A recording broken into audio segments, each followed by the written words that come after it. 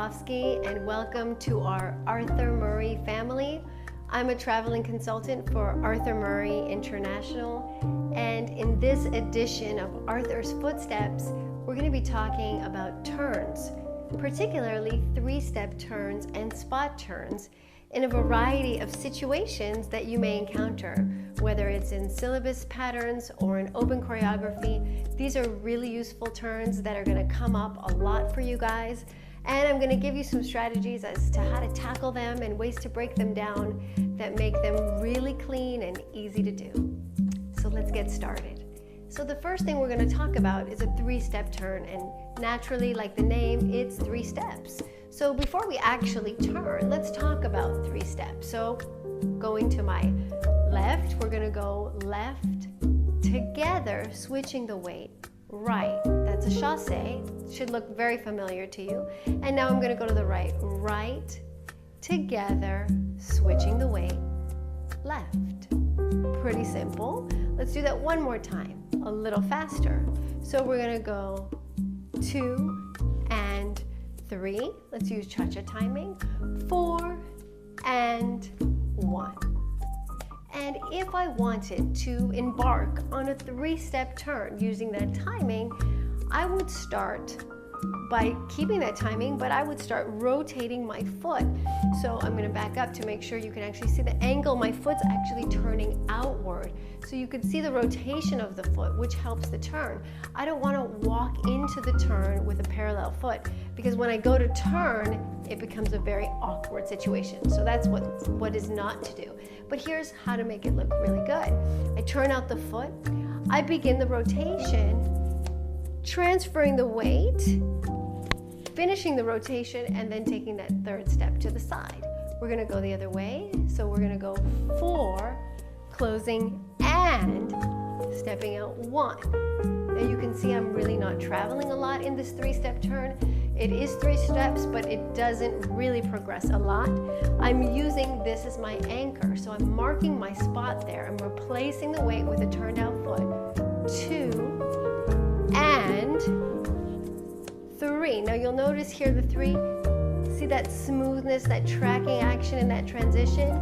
So it's not really bumpy or lumpy or choppy. It's even and smooth. So watch the turn out again. 4 and 1. Now obviously I'm doing this slow, and slow is a lot easier than quick. We're going to add some energy to it, increasing the tempo very gradually. And I'm going to start talking to you about the importance of your head. I'm going to spot you, my camera, my audience, so you can see how that really helps me gain speed, and how I use the and beat to accelerate my turn. So I'm here and I'm going 2 and 3, 4 and 1, 2 and 3, 4 and 1.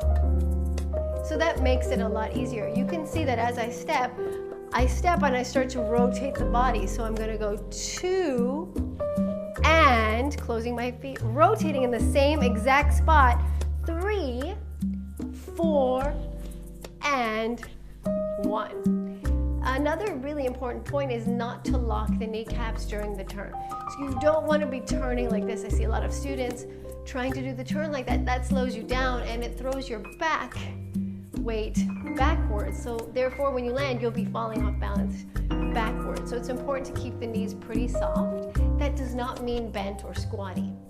So there's a difference between having a soft pliability, an airy knee, versus a locked knee, versus a bent knee. So soft is just gently forward. So I'm here, I'm going to do that again with my soft knee. I'm going to go 2 and 3, 4 and 1. And you can see how easy that became with the element of the head, small steps, collecting the feet, and that soft, pliable knee. So those are really 3 important factors in your three-step turn. Now in a crossover situation, these turns become very common. So instead of doing cha-cha-cha, 2, 3, you're going to be able to turn that and go 4 and 1, 2, 3, 4, and 1. Back the other way. So you can see how that amplifies and elevates a crossover situation. You may have that already in some of your open choreography. Moving on, I really want to talk about how we use 3 steps in the inside turn in the mambo. So if I'm just doing half a basic in the mambo to a crossbody lead with an inside turn for the lady will commence to do the inside turn using 3 steps. Now, they're the same 3 steps, but they're going to be progressing on a forward alignment that travels slightly versus a flat side-to-side alignment. But I want you to see the similarity here. So when I'm going back, I'm going to do half a basic back. 2, 3, 4, 1, I collect.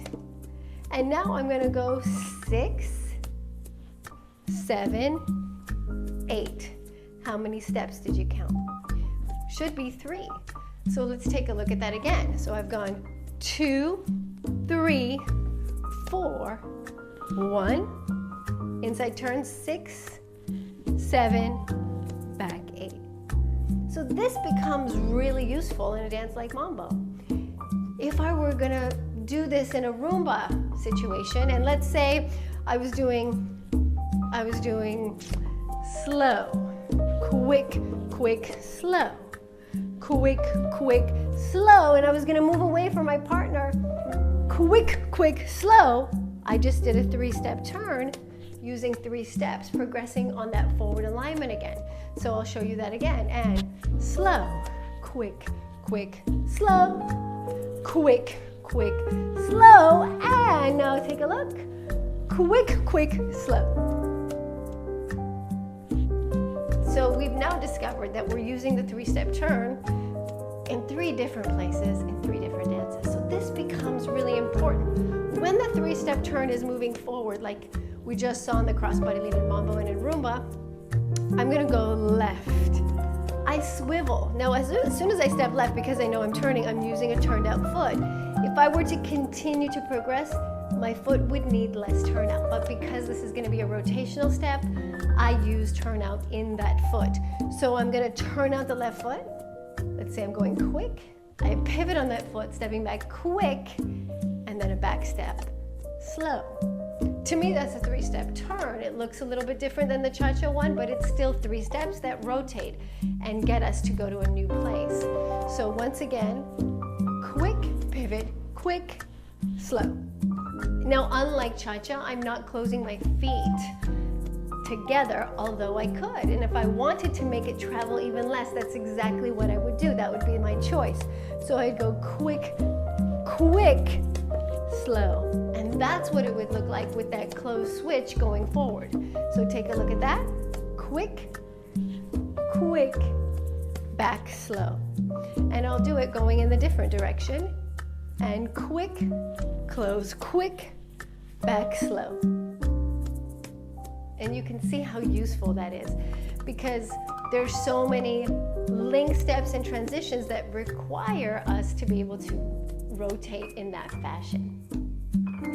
All of us do spot turns. We do them in salsa and in mambo and in bolero and rumba and cha-cha, and we really need to address clarity in a spot turn.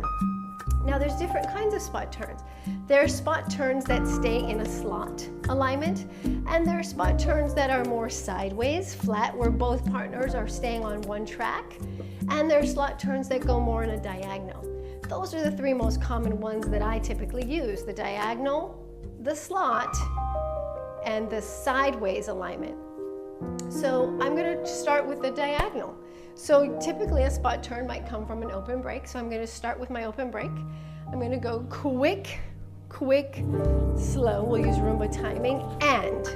Now that and moment is what I feel is typically missing, that beautiful collection. So take a look. Quick, quick, slow, and I just progress forward. Quick, I pivot. I replace that weight right onto my right foot. Replace, quick, collect, slow. Now, There's one place where you can cheat. It's the second collection, but never the first. So if I was gonna really be quick and dance to a more upbeat tempo, it may look like this. Quick, quick, slow, and quick, quick, immediately side on slow, passing through the connection. So that was your spot turn with rumba timing. If we were going to do mambo timing and we're going to use the slot versus the diagonal we just saw in rumba, it would look like this. 2, 3, 4, 1, and now I'm going to just do a spot turn, 6, 7, 8. Now this foot, you'll notice, did not move. Take a look at that again. So I'm going back 2, 3, 4, 1, I go forward, 6, 7, 8. Now you may think I'm doing the woman's part, but in reality, the man will rotate always forward on that left foot in the mambo. So if the woman starts back 2, 3, 4, 1, she'll be rotating 6, 7, 8. The man will be starting with his left foot forward, going 2, 3, 4, 1, 6, 7, 8. Now he'll be turning on 2, 2, 3, 4, 1. So look at that. That's left, right, left, and left. Pivot the feet. Replace right. Swivel on the foot. Track as you step back left. So that makes it really smooth. Again, not at all choppy.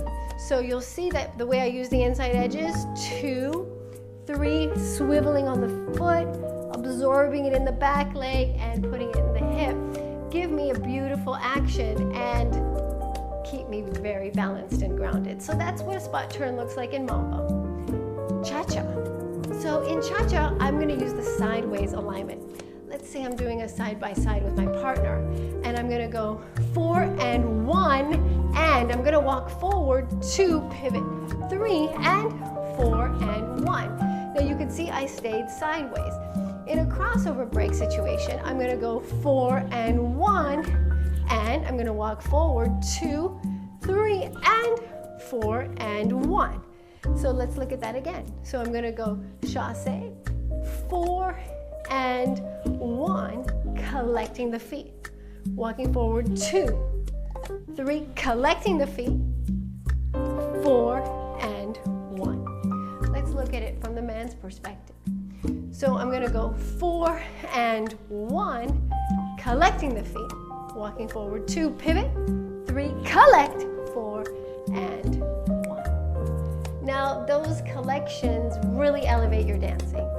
If you're a beginner, you're not going to worry about collecting. If you are intermediate to advanced, this is the time to start really trying to layer it into your work.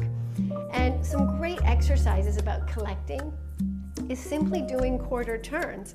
So I often find myself teaching this as an exercise. I ask people to take a step to the side and collect right to left. Rotate a quarter, quarter, rotate a quarter, quarter, rotate a quarter, quarter, rotate a quarter, quarter. Do that on the other leg, going in the other direction. So we're going to the right, collect left to right, rotate a quarter, quarter, quarter, quarter. Now let's do halves. A little bit more challenging. I'm going to go to the left, half a turn, half a turn. Now you'll see that my weight-bearing leg, my standing leg, my left leg is carrying predominantly my entire body weight. There may be 1% on the inside edge of my right big toe where I'm applying pressure particularly to stop, but that's not what's rotating me. It's my hips that help me turn. So watch the half turn again. My hips take me around. My hips take me around. Now we're gonna do half turns going the other way, and half, half. If you're really ambitious, try a whole and see where that gets you. So you can see how valuable it is to track the feet.